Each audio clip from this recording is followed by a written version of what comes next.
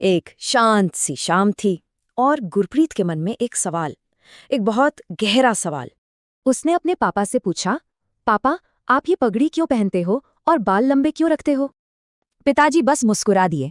जानते थे, ये सिर्फ सवाल नहीं, अपनी पहचान को समझने की एक कोशिश है। और फिर उन्होंने एक कहानी सुनानी शुरू की, कहानी जो वैसाखी के दिन से शुरू होती है। बात है 1699 की। जगह थी आनंदपुर साहिब। 10वें गुरु गोबिंद सिंह जी ने एक ऐसी चुनौती रखी जिसने सब कुछ बदल दिया। हाथ में एक चमकती हुई तलवार और गुरुजी की आवाज गूंजी, क्या कोई है जो मुझे अपना सिर दे सकता है? और फिर एक एक करके 5 लोग आगे आए। अलग अलग जाति, अलग अलग प्रांत, पर सबका विश्वास एक था।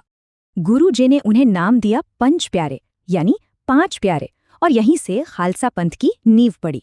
खालसा मतलब जो शुद्ध है, जो सीधा ईश्वर से जड़ा है और हमेशा न्याय के लिए खड़ा होता है। इसी खालसा को गुरु जी ने एक अलग पहचान दी, 5 पवित्र चीजों से।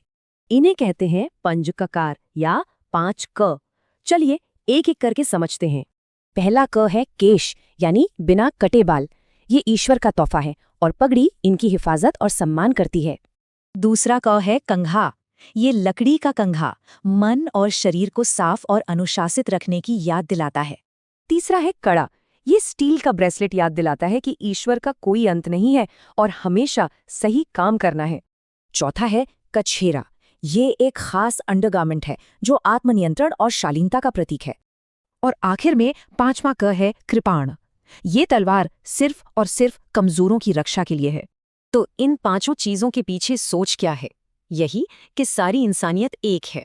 लेकिन बराबरी का ये रास्ता बिल्कुल आसान नहीं था। इसके लिए बहुत बड़ी कीमत चुकानी पड़ी। गुरु गोबिंद सिंह जी ने खुद अपने 4 बेटों साहिबजादों को इस रास्ते पर कुर्बान कर दिया। और उनके 2 सबसे छोटे साहिबजादों की कहानी तो दिल दहला देती है। उनकी उम्र थी सिर्फ 7 साल और 9 साल। इतनी छोटी सी उम्र में उन्हें जिंदा दीवार में चुनवा दिया गया, पर उन्होंने अपना धर्म, अपनी पहचान नहीं छोड़ी। ये सब सुनकर गुरप्रीत ने अपनी पगड़ी को छुआ, जो उसे अब तक बोझ लगती थी, अब एक ताज जैसी लग रही थी। अब गुरप्रीत को अपने सवाल का जवाब मिल गया था। ये पगड़ी सिर्फ कपड़ा नहीं, ये न्याय के लिए दी गई कुर्बानियों की निशानी है। वाहेगुरु जी का खालसा, वाहेगुरु जी की फतेह। मतलब खालसा ईश्वर का है और जीत भी हमेशा ईश्वर की ही होती है।